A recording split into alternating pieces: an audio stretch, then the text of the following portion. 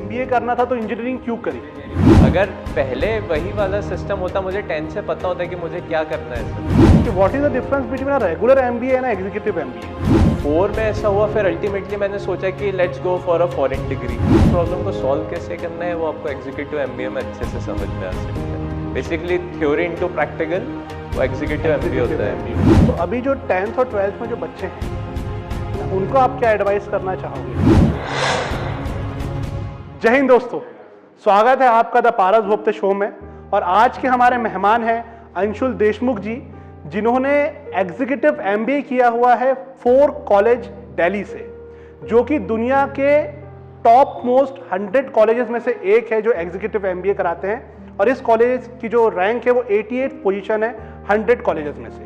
अंशुल जी, आपका बहुत बहुत स्वागत है थैंक यू हमारे शो में। Thank you very much. Anshul ji, हम आपसे जानना चाहेंगे कि आपने जो ये 4 कॉलेज में एडमिशन लिया एग्जीक्यूटिव एमबीए करने का जो आपका निर्णय था, हाँ जी। इसका आइडिया आपको कहाँ से आया? सर, इसका आइडिया वैसे बेसिकली जो सारे बच्चों की प्रॉब्लम होती है 10-12 के बाद, कि एक फील्ड दिखती है या 2 फील्ड्स दिखती हैं हमारे यहाँ इंडिया में। बेसिकली सबको इंजीनियरिंग करनी है, सबको डॉक्टर बनना है।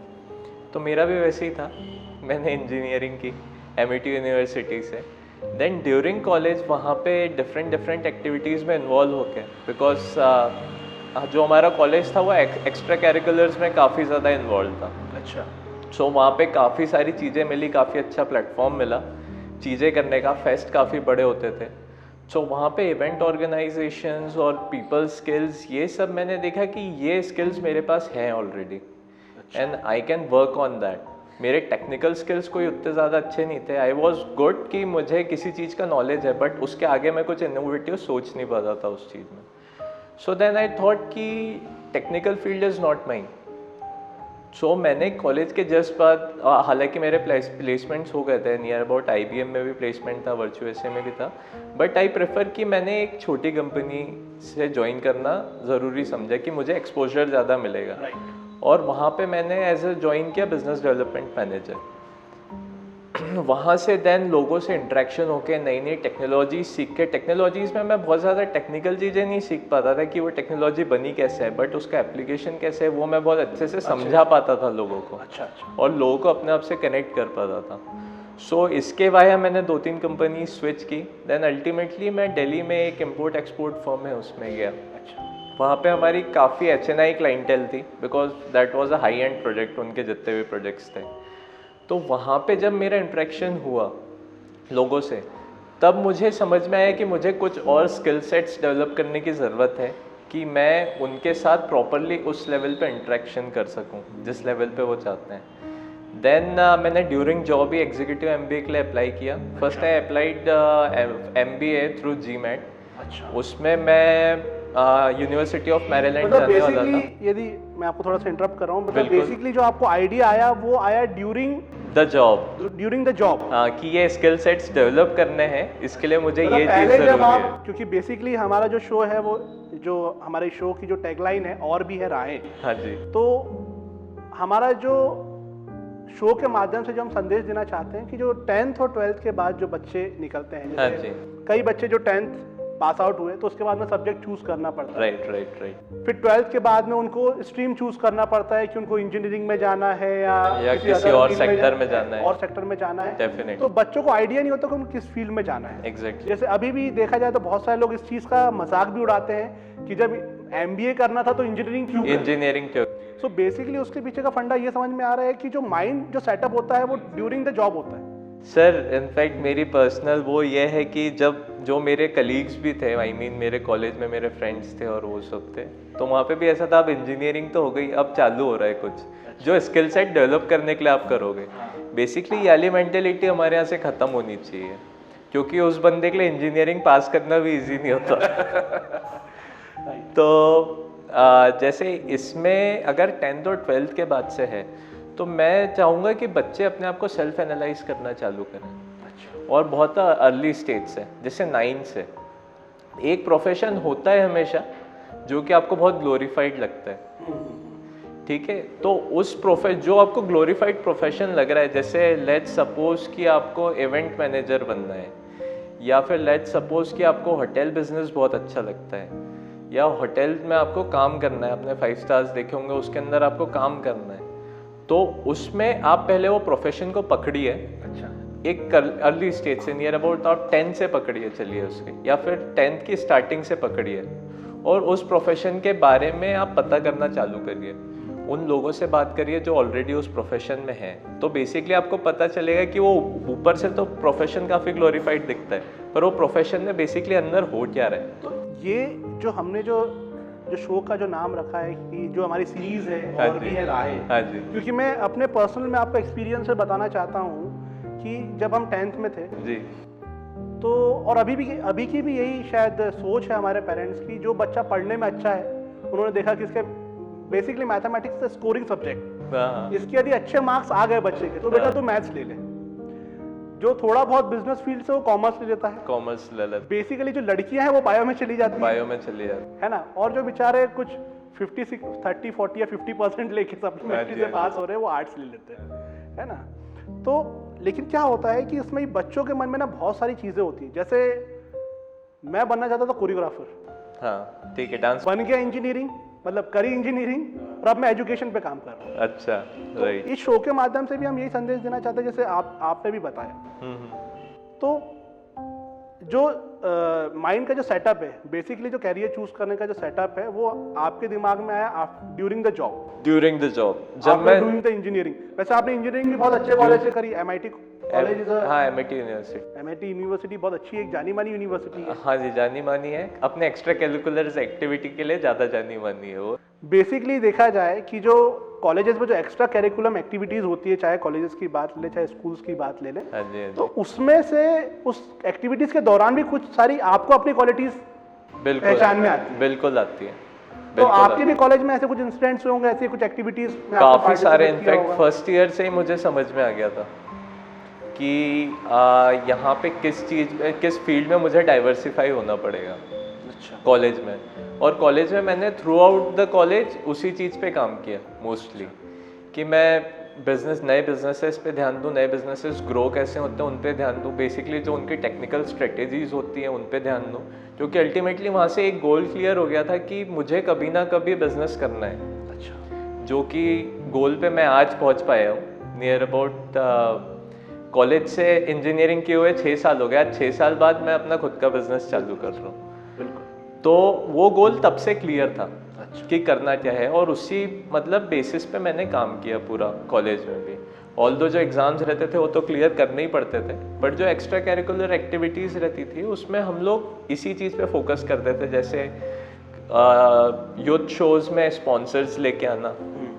मैंने उस टाइम पे जो मेरी सबसे बड़ी बेस्ट पॉइंट था वो ये था कि मैंने एडिडास की स्पॉन्सरशिप लेके आई थी। अच्छा, एडिडास की स्पॉन्सरशिप लेके आई थी कॉलेज के अंदर, and that sponsorship was also 60-65 lakhs, और वो भी बिना किसी की मदद के। मतलब मैं सेकेंड ईयर में था, ना मेरे को सुपर सीनियर्स की हेल्प लगी थी ना किसी की हेल्प लगी थी। सो वो पहला अचीवमेंट था, तो वहाँ से और ज़्यादा स्ट्रॉन्ग हो गया था पॉइंट कि yes you are I mean आप एक कन्विंसर बन सकते हो आगे जाके, and you can develop that kind of mindset कि आप सेल्स में भी जा सकते हो, आप प्रोजेक्ट हैंडल्स कर सकते हो, और आप फिर मार्केट को डायरेक्ट प्रोजेक्ट भी कर सकते हो आगे, अगर आपके पास टेक्निकल मतलब बेसिकली इंजीनियरिंग के दौरान ही सब चीज़ें हुई, सब सेटअप हुआ। हाँ जी, तब आपका दिमाग चला। तब दिमाग चला, एग्जैक्टली। कि जो आपने एग्जीक्यूटिव MBA जो किया हुआ है, एग्जैक्टली उसका मतलब क्या है?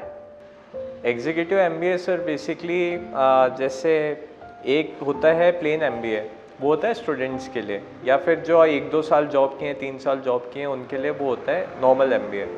एग्जीक्यूटिव MBA इनके लिए होता है कि जो किसी मैनेजमेंट पोजीशन पे ऑलरेडी पहुंच चुके हैं और वहाँ पे उनको एक सर्टेन स्किल सेट डेवलप करना है, तो उसके लिए होता है एग्जीक्यूटिव MBA। ये जनरली इसमें कोई एज लिमिट नहीं होती है एग्जीक्यूटिव MBA में। अच्छा। और नॉर्मली आप देखेंगे तो 30 साल 35 साल ये एक नॉर्मल रेंज होती है वहाँ पे कलीग्स की। हालांकि मैंने 26 ईयर्स में कर लिया था वो। अच्छा, मतलब एट द एज ऑफ 26 आपने एग्जीक्यूटिव MBA कर लिया था। और सबसे एक अच्छा प्लस पॉइंट रहता है कि आप आपकी जो ऑनगोइंग जॉब है उसके साथ आप एग्जीक्यूटिव MBA कर सकते हो, अपने शेड्यूल्स थोड़े से मेंटेन कर। हाँ जी, और उसमें रेगुलर MBA भी होता है सर। वो ऐसे ही नहीं होता है कि जो लॉन्ग डिस्टेंस डिस्टेंस लर्निंग होती है वो नहीं है एग्जीक्यूटिव एमबीए। एग्जीक्यूटिव एमबीए में एक्चुअल आपकी क्लासेस लगती हैं, आप केस स्टडीज को ज़्यादा ध्यान देते हैं उसमें, आप मतलब बेसिकली प्रैक्टिकल नॉलेज गेनिंग ज़्यादा होता है। अच्छा अच्छा, प्रैक्टिकल एजुकेशन पे बेस्ड है पूरा। हाँ, प्रैक्टिकल एजुकेशन पे बेस्ड है, क्योंकि ऑलरेडी आप मतलब प्रैक्टिकल आपने देखा हुआ है, आप ऑलरेडी जॉब पे हो, आप वो चीज़ें फेस कर रहे हो, उस प्रॉब्लम्स को फेस कर रहे हो। अब उस प्रॉब्लम को सॉल्व कैसे करना है वो आपको एग्जीक्यूटिव एमबीए में अच्छे से समझ में आ सकता है। बेसिकली थ्योरी इनटू प्रैक्टिकल वो एग्जीक्यूटिव एमबीए होता है। और सबसे अच्छी चीज़ है कि वो 1 साल में खत्म हो जाता है। अच्छा, 1 साल का ही रहता है? 1 साल का ही एमबीए रहता है। अच्छा, although 1 year is very tough for you, but 1 साल का एमबीए रहता है, 1 साल में खत्म हो जाता है। आपने एग्जीक्यूटिव एमबीए तो किया है, लेकिन किन चैलेंजेस को आपको फेस करना पड़ा, कौन कौन से आपने एग्जामिनेशंस उसके लिए दिए, है ना, किस प्रकार से आपको 4 कॉलेज में एडमिशन मिला, थोड़ा सा उसको आप गाइड करें। सर चैलेंजेस तो काफ़ी ज़्यादा फेस करने पड़े। अगर सिर्फ एग्ज़ाम देना रहता तो वो चीज़ काफ़ी इजी हो जाती, बिकॉज कैट में ऑलरेडी दे रहा था। कैट में मेरे नियर अबाउट 93-94 परसेंटाइल रेगुलरली आ रहे थे, बट जब मैं IIM के इंटरव्यूज़ में बैठ रहा था वहाँ से रिजेक्ट हो जा रहा था। मैं 2-3 IIM के इंटरव्यूज़ में भी बैठा हूँ। तो 4 में ऐसा हुआ, फिर अल्टीमेटली मैंने सोचा कि let's go for a foreign degree. Foreign में बेसिकली क्या होता है सर कि एजुकेशन लेवल तो अच्छा है उनका, बट वहाँ पे एंट्रेंस थोड़ी सी इजी हो जाती है। अच्छा अच्छा। सो मैंने स्कॉलरशिप के लिए अप्लाई किया और अल्टीमेटली मुझे स्कॉलरशिप मिली, और यूनिवर्सिटी ऑफ मैरीलैंड में मैंने सोचा कि मैं वहाँ पे जाके ये इसमें करता हूँ। 4 तब तक के सीन में ही नहीं था, because I was not eligible. 4 की एलिजिबिलिटी क्राइटेरिया ऐसी होती है कि आपने जो मैनेजमेंट पोजीशन है उसमें कुछ एक सर्टेन लेवल तक का प्रोक्योरमेंट किया होना चाहिए, एक सर्टेन लेवल तक की सेलिंग की होनी चाहिए, एक सर्टेन लेवल का प्रोजेक्ट आपने मेंटेन करना होना चाहिए। अच्छा, मतलब आप इन तीनों चीज़ों के हेड अथॉरिटी होती है। अच्छा, उसमें तो आपने अपने आप को कैसे डिफाइन फुलफिल करी थी वो रिक्वायरमेंट्स, आपने कैसे ये किया हुआ था? फुलफिल एक्चुअली हमारी फर्म काफ़ी मतलब नियर अबाउट आप समझिए कि 8 लोगों की फर्म थी अच्छा, वहाँ वहाँ पे, और हम लोग बाकी सारी चीज़ें आउटसोर्स करते थे। So it was a small firm, सबके पास अपने अपने डिपार्टमेंट थे। मेरे पास काफ़ी अच्छे उससे शुरू से सेल्स डिपार्टमेंट और मार्केटिंग डिपार्टमेंट रहे। तो मार्केटिंग डिपार्टमेंट में करता था, तो मेरे पास मार्केटिंग में प्रोक्योरमेंट्स थे मार्केटिंग के, जो मैं एड्स फाइनल करता था, जो मैंने PR रिलेशंस पे भी काम किया है। वहाँ पे काफ़ी सारे मैगजीन्स में आज भी मतलब उस चीज़ का नाम है। हमारी जो फर्म थी उसका नाम काफ़ी जगह है, मतलब PR में भी आता था, पेपर्स में भी आता था। इस टाइप से मैं ये मार्केटिंग पोर्टफोलियो अपना मैनेज करता था।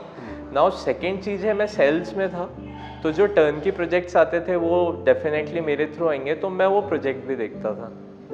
So I was a project head for that thing also. मेरा जो मतलब ऑफिशियल वहाँ पे एक डेजिग्नेशन होती है वो marketing strategist and project head की थी। सो उसके कारण मैं ये तीनों चीज़ें वहाँ पे कंफर्म कर पाया। अच्छा। और काफ़ी अच्छे लेवल पे कंफर्म कर पाए, क्योंकि हम लोगों ने शुरू में काफ़ी बिजनेस किया, मतलब काफ़ी अच्छे रैपिडली एक्सपोनेंशियली बढ़ा है हम लोगों का बिजनेस वहाँ पे इन दिल्ली।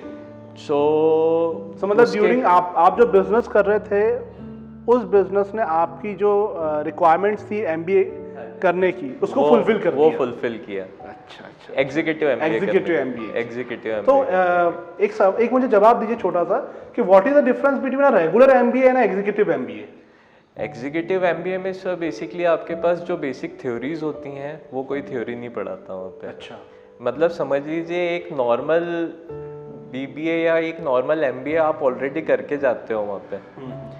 वो मतलब जो नॉर्मल MBA उसको करने के बाद में एग्जीक्यूटिव MBA होता है एक तरीके नहीं ऐसा कुछ नहीं है, बट एग्जीक्यूटिव MBA में एकदम बेस से नहीं आपको गाइडेंस दिया जाता है। एग्जीक्यूटिव MBA में direct we focuses on the problems what happens, और वी डायरेक्टली फोकसेस ऑन जैसे जो नींव होती है किसी चीज़ की, उस पर फोकस करते हैं, एक बिजनेस के नींव पे, या फिर मार्केट चल कैसे रहा है उस पर फोकस करते हैं। सो वो उसके हिसाब से डिफरेंट जो ऑथर्स रहते हैं, डिफरेंट प्रोफेसर्स रहते हैं, उनके सर अपने खुद के फंडे डेवलप्ड होते हैं। बिजनेस में ऐसे ही एक कोई रिफाइंड फंडा नहीं है किसी का, सबके अलग अलग फंडे हैं।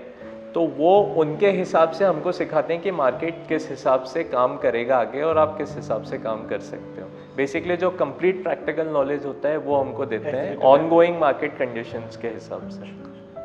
So that's mostly the executive MBA। और उसमें कोई ऐसा डिफाइंड कोर्स नहीं होता है। आई मीन 4 का थोड़ा सा काफ़ी डिफरेंट है सबसे, बाकी जगह डिफरेंट टाइप का भी होता है, उसमें कोर्सेज होते हैं, उनके पास ये होता है। हमारे पास ऐसा नहीं होता था सर, हम लोगों ने तो केस स्टडी पढ़ पढ़ के और केस स्टडी सॉल्व कर करके एग्जीक्यूटिव एमबीए हमारा ख़त्म हुआ है। जो फोकस आपका अभी क्लियर हुआ है, यदि वही फोकस यदि आप 10th में जब थे उस समय क्लियर हो जाता है, 12th के दौरान आपका क्लियर हो जाता, तो क्या उस समय भी आप इंजीनियरिंग करते और फिर उसके बाद में ये सब एजुकेशन लेते या कुछ डिफरेंट आप प्लान बनाते? सर एक्चुअली ये आपने बहुत अच्छा क्वेश्चन किया है, इस पर बहुत बार सोचता हूँ। अभी जो मैंने किया है सब ये मेकशिफ्ट प्लान्स थे कि जो उस टाइम पे हम नहीं कर पाए वो स्किल्स अभी डेवलप करने के लिए मुझे वो चीज़ करनी पड़ी। अगर पहले वही वाला सिस्टम होता, मुझे 10 से पता होता है कि मुझे क्या करना है सर, तो 10th में मैं उसके बाद सर मैथ्स के साथ एक कोई कॉमर्स का वो लेता, कॉमर्स का सब्जेक्ट लेता साथ में, ताकि मेरे को बिजनेस का ट्रेंड अभी से समझ में आ जाए। अब पहले तो 12th तक के कुछ पता ही नहीं चला था जी।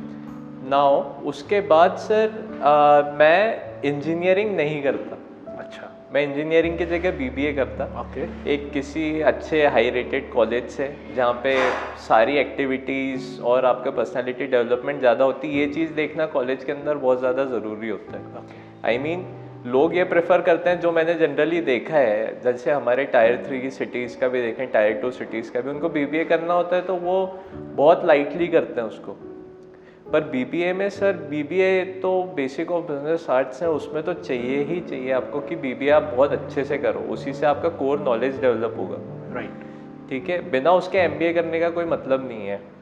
अगर आप बेसिकली आप बीबीए करते, हाँ बीबीए करता, अभी जैसे काफी हमारे अच्छे से करता। हमारे जो गवर्नमेंट कॉलेजेस हैं जी सर, उनमें भी बीबीए होता है। हाँ जी। और हमारे यहाँ का तो ट्रेंड ऐसा है, लोग ये सोचते हैं कि बस ऐसे ही कर लो, ग्रेजुएशन करना है हाँ, तो बीबीए ग्रेजुएशन, लेकिन there is a lot more scope after doing BBA.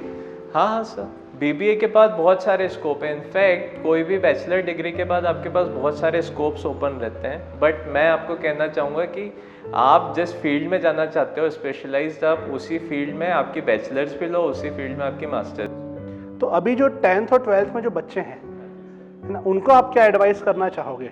10th और 12th में मैं ये एडवाइस करना चाहूँगा कि सर आपकी अगर पीपल स्किल्स ज़्यादा अच्छी हैं, आपकी टेक्निकल स्किल्स अच्छी नहीं है, आपका मान लीजिए मैथ्स अच्छा नहीं है, या मैथ्स अच्छा भी है और आपकी पीपल स्किल्स अच्छी हैं और आपको इसी चीज़ में मज़ा आती है कि आप मतलब क्या करने में, जैसे किस बच्चे को क्या करने में मज़ा? हाँ, क्या करने में मज़ा आ रहा है। बेसिकली काम अगर आप बिना मज़ा के करेंगे तो आपसे वो काम जैसे कभी कोई बच्चा है यदि उसको मार्केटिंग करने में मज़ा आ रहा है, तो rather than going in the engineering या डूइंग इंजीनियरिंग, उसको कॉमर्स लेकर के अपना करियर ग्रो करना चाहिए, करियर ग्रो करना करके। चाहिए। एग्जैक्टली सर, एग्जैक्टली सर, ये मैं बहुत ज़्यादा डिटरेंट हूँ इस फैक्टर पे कि जिस फील्ड में आप एक्टिव हो, आपको उसी फील्ड में एमबीए करना, मतलब उसी फील्ड में कोई भी आप जैसे जो भी चीज़ करनी चाहिए, जो भी स्टडीज़ आपकी हैं वो आप उसी फील्ड में करो। अगर आपको इवेंट्स वो करते हैं तो आजकल बीबीए इवेंट मैनेजमेंट में भी होता है। ठीक है, अगर आप यही चाहते हो कि जैसे आपका वो क्लियर है कि भैया मुझे एक बहुत छोटी सी चीज़ लीजिए, वो हालांकि पढ़ाई के पहले कोई सोचता नहीं है कि मुझे मैरिज लॉ नहीं खोलना है। राइट। ठीक है, बहुत छोटा सा एग्जांपल दे रहा हूँ एक बहुत छोटे से बिजनेस का, और बहुत नॉर्मल, जो मतलब लोग समझते हैं आज की सिर्फ देसी लोग करते हैं, जो पढ़ाई लिखाई नहीं करते हैं वो लोग इस टाइप की चीज़ें करते हैं। पर सर इसमें अगर आपको मैरिज लॉन खोलना है, आप बीबीए करो इवेंट मैनेजमेंट में। अच्छा। आप अच्छे कॉलेज से करो, आपको एक्सपोजर समझ में आएगा, और आगे जाके अगर आप आगे जाके उसी सेम बिजनेस को आप आपके कॉम्पिटिटर्स से बहुत ऊपर लेके जा सकते हो। Because education is everything. Education सारी चीज़ों में आपका नॉलेज बढ़ाता है, सारी चीज़ों में आपका एक स्कोप बढ़ाता है, एक एंगल बढ़ाता है कि आपको कितना वाइड एंगल मिलना चाहिए। आप बहुत आगे की सोचते हो। बहुत अच्छी बात बताई अंशुल जी आपने। हम आगे बढ़ना चाहेंगे हमारे नेक्स्ट क्वेश्चन की तरफ। अभी जो आपने आपका करियर चूज किया in the field of commerce after doing executive MBA and all, आपको सबसे ज़्यादा किस चीज़ ने अट्रैक्ट किया? वैसे तो आपने हमें बताया था कि आपकी मार्केटिंग स्ट्रेटेजीज अच्छी थी और ये सब स्किल्स अच्छी थी, लेकिन कुछ चीज़ें होती है ना जो अपने आप को अट्रैक्ट करती है। हाँ जी, हाँ जी। तो इस फील्ड ने आपको किस तरीके से अट्रैक्ट किया और क्या किस चीज़ ने आपको एक्साइट किया? सबसे मेन चीज़ है the money it makes. It makes money just by conversing with people and strategizing some things. You can predict कि आगे होने क्या वाला है। अच्छा। वो आपने सही प्रेडिक्ट कर लिया, you will always make money. और मनी आई मीन जैसे जो भी मार्केटिंग फील्ड्स हैं या फिर सेल फील्ड्स हैं, इसमें रैपिड डेवलपमेंट होता है सर किसी भी चीज़ का। मेरी किस्मत बहुत अच्छी थी कि मुझे शुरू से ऑन ग्रोइंग कंपनीज़ के साथ एक्सपोजर मिला जो स्टार्टअप्स थे, और उसमें मुझे जो हमारे एमडी थे या हमारे सीईओ थे उनके साथ बहुत क्लोज क्वार्टर्स में काम करने का मौका मिला। तो वो एक बहुत अच्छी हाईलाइट थी, उसको किस्मत भी बोल लीजिए मेरी, पर वो एक बहुत अच्छी हाईलाइट थी उसमें। तो इस फील्ड से ये अट्रैक्शन सबसे ज़्यादा था सर। जो अभी आपने जिस प्रकार से बताया कि मनी और सब चीज़ें, तो बेसिकली क्या होता है कि हर व्यक्ति जीवन में अच्छा पैसा कमाना चाहता है। So after doing this course जो आपने किया हुआ है एग्जीक्यूटिव एमबीए का, इससे आप या तो जॉब भी कर सकते हैं या एक एंटरप्रेन्योर के रूप में आप बिजनेस भी डेवलप कर सकते हैं। डेफिनेटली। तो एक इस कोर्स को करने के बाद में किसी भी स्टूडेंट को एक फाइनेंशियल स्टेबिलिटी कैसे प्रोवाइड होगी, फाइनेंशियल स्ट्रेंथ कैसे प्रोवाइड होगी? सर फाइनेंशियल मतलब स्टेबिलिटी वो कितना स्ट्रांग बना सकता है अपने आप को, कितना पैसा कमा सकता है? Exactly sir. एक्चुअली मैंने एग्जीक्यूटिव एमबीए किया ही इसलिए था कि मुझे एक स्टेबिलिटी चाहिए, क्योंकि अभी मैं अपना बिजनेस स्टार्ट करने जा रहा हूँ। हो सकता है किस चीज़ का बिजनेस स्टार्ट करने जा रहे हैं? अभी हमारा स्काडा सिस्टम्स का बिजनेस स्टार्ट हो रहा है। It's about micro irrigation systems. So अभी जैसे आप मान लीजिए मैं बिजनेस मेरा चलता है, बिजनेस मेरा नहीं चलता, that's a very variable thing. Although सारी चीज़ें आप डिसाइड करके चलें, तो किसी चीज़ में प्लान करके चलें तो किसी चीज़ में प्रॉब्लम नहीं आती, बट देन बैकग्राउंड्स आते हैं बहुत सारे। जैसे अभी कोरोना आ गया, कोरोना हमारे बैकग्राउंड में नहीं था।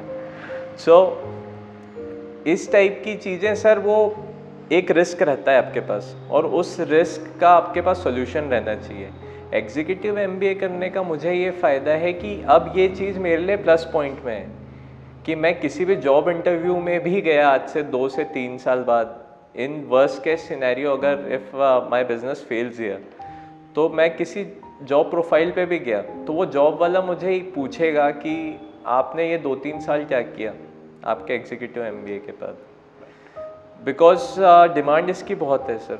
आई मीन जो नॉर्मल जॉब करना चाहते हो, जो नॉर्मल जॉब सेक्टर्स हैं उसमें डिमांड काफ़ी है इसकी। लेकिन आपने जॉब छोड़ के आपने बिजनेस करने का मैंने सोचा है अभी। अपने ज्ञान को खुद ही के लिए आप खुद ही के लिए अप्लाई करना चाहता हूँ क्योंकि अभी तक कर ही रहे 6 साल से वही कर रहे थे सर, दूसरों के लिए अप्लाई कर रहे थे। राइट। अब खुद के लिए सोचा है। तो सर इसके अंदर 2-3 साल का मैं ये बताऊंगा कि सर मैंने इस बिज़नेस के लिए ट्राई किया था and this business failed because of so reasons. तो ये मेरी सीवी में हमेशा एक प्लस पॉइंट है, बिकॉज मेरे पास एंटरप्रेन्योरल स्किल्स हैं। एग्जीक्यूटिव एमबीए किया है आपने, तो आपके पास एंटरप्रेन्योरल स्किल्स हैं, उसको आपने ऑन मार्केट अप्लाई किया है, एक्सपीरियंस किया है। अब उससे आपको वेरिएबल्स पता है, जो अननोन वेरिएबल्स होते हैं वो भी पता है। तो जो सामने मुझे जॉब दे रहा है उसको और ज़्यादा मतलब he will be more attracted now कि भाई इसको जो अननोन वेरिएबल्स होते हैं वो भी पता है, तो ये उनको भी ध्यान रख के काम करेगा यहाँ पे। और ऐसे ही होता है सर। आई मीन मतलब मेरी यही स्ट्रेटेजी थी कि एक एमबीए हो जाए, उसके बाद फिर मैं बिजनेस का ट्राई करूँगा। वो चल जाता है तो ठीक है, अदरवाइज बैक टू जॉब तो है ही। ओके, बहुत अच्छी बात है। अंशुल जी, हम जानना चाहेंगे कि इस फील्ड में, जिस फील्ड में आपने एग्जीक्यूटिव एमबीए किया, अब आप बिजनेस करने जा रहे हो, खैर आपने बताया भी कि आपने इसमें अपने डिसएडवांटेज को एडवांटेज में कवर करना सीखा है। हाँ, यदि आपका बिजनेस फेल भी हो जाता है तो भी आप जॉब के लिए यदि अप्लाई करते हो आने वाले 2-3 सालों बाद, एग्जैक्टली, तो वहाँ पर आप अपना एक्सपीरियंस शेयर करके आपको वहाँ पर जॉब मिल सकती है। बिल्कुल। सो एक छोटा सा मैं जानना चाहूँगा कि इस फील्ड के कुछ एडवांटेजेस और कुछ डिसएडवांटेजेस, भाई कुछ ना कुछ तो होंगे डिसएडवांटेजेस, ऑफ कोर्स, तो उसके ऊपर भी आप थोड़ा सा फोकस डालिए कि पता चल सके कि क्या है। सर इस फील्ड के अगर हम एडवांटेजेस की बात करें तो आपको हमेशा बहुत नॉलेजेबल पर्सन से इंटरेक्शन करना मिलेगा। आपके बिजनेसेस जिससे भी होंगे उसमें सामने वाला बंदे के पास काफ़ी नॉलेज रहेगा, तो हमेशा आप नई चीज़ें सीख सकते हैं कहीं से भी, और नए चैलेंजेस आपके पास हमेशा रहेंगे। आपकी कोई मोनोटोनस चीज़ नहीं रहेगी, हर दिन एक नया चैलेंज है इसके अंदर। जो भी चीज़ आप देखें, मतलब इसमें जितने भी फील्ड इससे रिलेटेड हैं वो सारे फील्ड्स में नया चैलेंज है डेली। सो आपका एक अंदर से जो एक्साइटमेंट होता है वो बना रहता है। डिसएडवांटेज जो इसका सबसे बड़ा है सर, वो सबसे बड़ा डिसएडवांटेज यही है कि वर्किंग आवर्स आपके बहुत लॉन्ग होते हैं। अच्छा। आप नियरली हमेशा आपका दिमाग वहाँ पे कमिटेड होता है अच्छा। इस फील्ड में बेसिकली। हालांकि आप वर्क लाइफ बैलेंस बहुत अच्छे से मेंटेन कर सकते हैं, वो एक इंडिविजुअल पे डिपेंड करता है, बट सबसे बड़ा डिसएडवांटेज मुझे यही लगता है कि बहुत ज़्यादा टाइम लेता है ये। नियर अबाउट 13 आवर्स की आपकी कंज्यूमिंग हो जाती है। वर्किंग आपकी इतनी ज़्यादा हो जाती है। हाँ, वर्किंग इतनी ज़्यादा हो जाती है कभी तो कभी। नॉर्मली आजकल हो ही गई है, मैं जहाँ तक देखता हूँ कि लोग लगभग इतना आजकल तो प्राइवेट एजेंसीज तक काम करवा ही लेती है। हाँ वैसे, पर फिर भी आईटी वालों का काफ़ी अच्छा रहता है। काफी जो अच्छा। मेरे दोस्त हैं इंजीनियर्स, उनका देखता हूँ मैं, उनका बढ़िया है, 9 to 5 की जॉब है, उसके बाद वापस आ जाते हैं। मेरा डे स्टार्ट होता था कि 10:30 के आसपास से मेरा डे स्टार्ट होता था, 9:30 या उसके बाद ख़त्म होता था। कभी कभी वो एक्सटेंड होके 1-2 बजे तक भी जाता था जब हमारे ऑडिट्स होते थे। सो वो डिपेंड करता है सर। अब ये तो हमने बहुत सारी पढ़ाई लिखाई की बात करी, हाँ जी आपके जीवन में भी कुछ फनी इंसिडेंट हुए होंगे, सर। कुछ कॉलेज के दौरान हुए होंगे, कुछ घर में हुए होंगे, या कुछ जॉब के दौरान हुए होंगे। तो ऐसा आपके जीवन में कोई फनी इंसिडेंट क्या आप हमारे साथ में शेयर करना चाहेंगे सर जो आपको हमेशा जब भी आप उसको याद करो तो आपको खुशी ही हो? सब वैसे तो काफ़ी सारे इंसिडेंट हैं, पर एक जो फिनोमेना है जो डेली होता ही था मेरे साथ, वो होता था सर सुबह 9 बजे। अच्छा। मतलब मैं इंजीनियरिंग के टाइम की बात बता रहा हूँ। 9:15 बजे की हमारी क्लास होती थी और हमारे यहाँ अटेंडेंस बहुत ज़्यादा ज़रूरी होती थी। अच्छा। हर चीज़ में।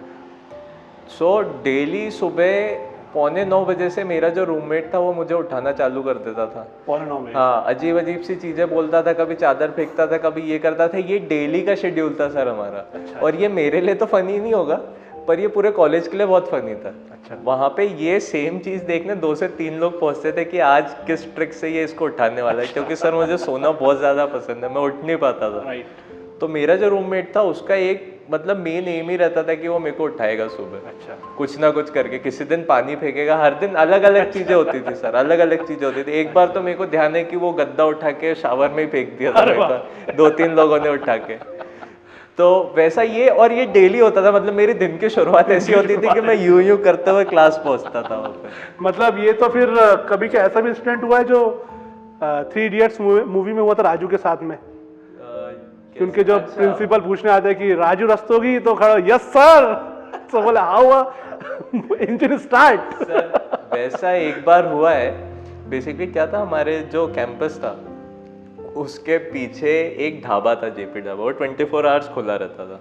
तो हम लोगों को वो भी एक काफ़ी अलग एक्टिविटी थी सर। क्योंकि क्या होता था, एक पहाड़ हमको चढ़ना पड़ता था रात में, समझ लीजिए रात में मैस का खाना बड़ा बुरा होता था। हाँ, राइट। तो रात में हम वो पहाड़ चढ़ते थे, फिर वो पहाड़ उतरते थे और जेपी में घुसते थे। जेपी ढाबा करके नाम था उसका। अब वहाँ से एक दिन हम लोग वैसे ही वापस आ रहे थे, तो सर वापस आते आते मैं थोड़ा सा पीछे रह गया किसी कारण, और मेरे 3 दोस्त ऐसे आगे चले गए। और वहाँ पे जाके हमने देखा तो हमारा जो एडमिन प्रॉक्टर था, उस टाइम पे वो लोग एयरफोर्स से रिक्रूट करते थे, वो वहाँ का फील्ड एयर स्क्वाड्रन लीडर था सर। वो स्क्वाड्रन लीडर रिटायर हुआ था, तो वो खड़ा था। इन तीनों को पकड़ लिया। अब सर मैंने दूर से देख लिया। अब ये जब उन तीनों को डांट रहा था ना, तब मैं उसी गेट से धीरे से घुसा वहाँ पे। ऐसा कैंपस था हमारा हॉस्टल का, और वहाँ पे कॉफ़ी शॉप थी। तो वहाँ से मैंने कॉफ़ी खरीदी और वहाँ पे जाके वो लीडर के बाजू में खड़ा हो गया और कॉफ़ी पीना। सर क्या किया इन लोगों ने? तो ये कुछ चीज़ें काफ़ी थी। कॉलेज तो खैर 4 इयर्स तो मतलब दे आर लाइक ड्रीम। अभी सोचो तो ऐसा लगता है कि डेली का कुछ मैं भी यही कहता हूँ कि अपनी जो कॉलेज लाइफ में यदि आप हो, हाँ कॉलेज जी। टाइम में यदि आप हो, तो आपको इस समय को एंजॉय करना चाहिए। बिल्कुल, क्योंकि बिल्कुल ड्यूरिंग द enjoy जॉब्स वो सब चीजें भले ही पैसा बिल्कुल। होता है, लेकिन वो सब चीजें नहीं कर सकते। कैसे कर सकते हो? लोग ही दूर दूर हो जाते हैं आपसे। अभी जैसे मेरे कॉलेज वाले दोस्त हैं, हालांकि अभी हमारा काफ़ी अच्छा, आज 10 साल होने पे हैं हमें नियर अबाउट, कि हमारी फ्रेंडशिप स्टार्ट हुई थी। आज भी हम लोग कभी ना कभी मिल ही लेते हैं। मतलब सेम सिटी में रहते हैं तो हफ्ते में 1-2 बार तो मिल ही लेते हैं, ऐसा वाला है। तो कॉलेज हमेशा आपके साथ रहेगा।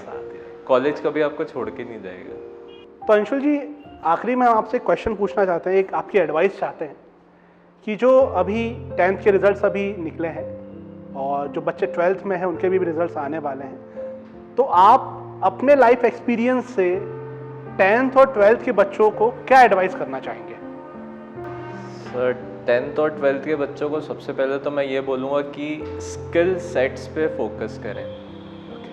हमारे इंडिया में ये सबसे बड़ी प्रॉब्लम है, लोग स्किल सेट्स पे बिलीव नहीं करते, डिग्रीज में ज़्यादा बिलीव रखते हैं। राइट। सो आपकी आगे की ग्रोथ जितनी भी है, इनफैक्ट आपके कॉलेज में जाने के बाद की ग्रोथ भी आपके स्किल सेट्स पे ही डिपेंड रहेगी। If you want to be a engineer, be very good at that, और उसका आप शुरू से चालू करिए, शुरू से उसका नॉलेज गेन करना चालू करिए। सबसे मेन चीज़ उसकी है। आप अभी इंजीनियरिंग में नहीं भी हो, बट उसका नॉलेज गेन करना अभी से चालू कर दो। Knowledge will never be a waste. Right. And सबसे बड़ी चीज़, रीड, पढ़ो। और पढ़ो मीन्स आपके सिर्फ सिलेबस का मत पढ़ो, सिलेबस से रिलेटेड जो चीज़ें हैं उसके बारे में पढ़ो थोड़ा सा ज़्यादा, क्योंकि हमारा स्पेक्ट्रम उतना वाइड नहीं रहता है सर। जो यहाँ पे रहता है हमारे बुक्स में जो है, एनसीईआरटी में जो है, या ऑल द लोकेशंस में जो भी है, उसके बारे में थोड़ा सा पढ़ो। आपको साइंस में इंटरेस्ट है, साइंस में तो बहुत अच्छी चीज़। एक और प्रॉब्लम आती है, मैं इसमें थोड़ा सा बोलना चाह रहा हूँ कि फोकस क्लियर करने के लिए, हाँ, है ना, पढ़ तो रहे हैं, फोकस क्लियर करने के लिए क्या किन चीज़ों पे ध्यान देना चाहिए बच्चों को? वही डिफरेंट चीज़ें पढ़ के पढ़ते देखो रहो। जिसमें मजे आ रहे हैं, वो आपका फोकस होगा। राइट। और अभी आपका फोकस बहुत अच्छे से डिफाइन हो सकता है। अगर मेरा फोकस जैसा आज क्लियर है वैसा उस टाइम पे क्लियर होता, तो आज नियर अबाउट मैं 3 साल आगे होता जहाँ पे अभी हूँ। तो ये आपका बहुत बड़ा फैक्टर रहेगा कि आपको आगे जाके किस चीज़ पे फोकस करना है। हालांकि 10th में बच्चा काफ़ी छोटा होता है, आई थिंक क्या 16 ईयर्स का होता होगा।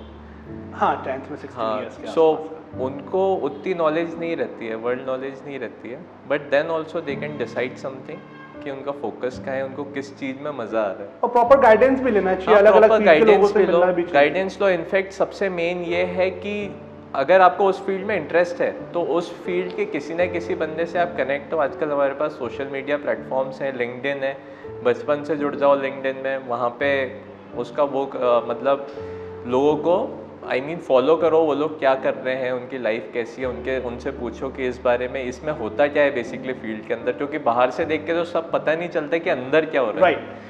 सो यू हैव टू नो। आपको बाहर से देखने में तो मज़ा आ रहा है कि हाँ मुझे इस चीज़ में मज़ा आएगा, पर अंदर क्या हो रहा है उसमें आपको मज़ा आएगा कि नहीं आएगा, हाँ, वो आप उसको जी के देखो। हाँ जी। और एक और वेबसाइट है, उस पर आप बहुत ज़्यादा फोकस करिए, क्वारा। उसमें आपके फीड्स, जो आपके इंटरेस्टेड फीड्स हैं, उसको सब्सक्राइब करिए और उसको पढ़िए। मैं बोलता हूँ कि क्वारा आप जितना पढ़ाई करते हो उससे ज़्यादा क्वारा पढ़ो। अच्छा, वहाँ पे आपको ज़्यादा नॉलेज मिलेगा। So that's it. Anshul ji बहुत बहुत धन्यवाद, आपने अपना समय दिया।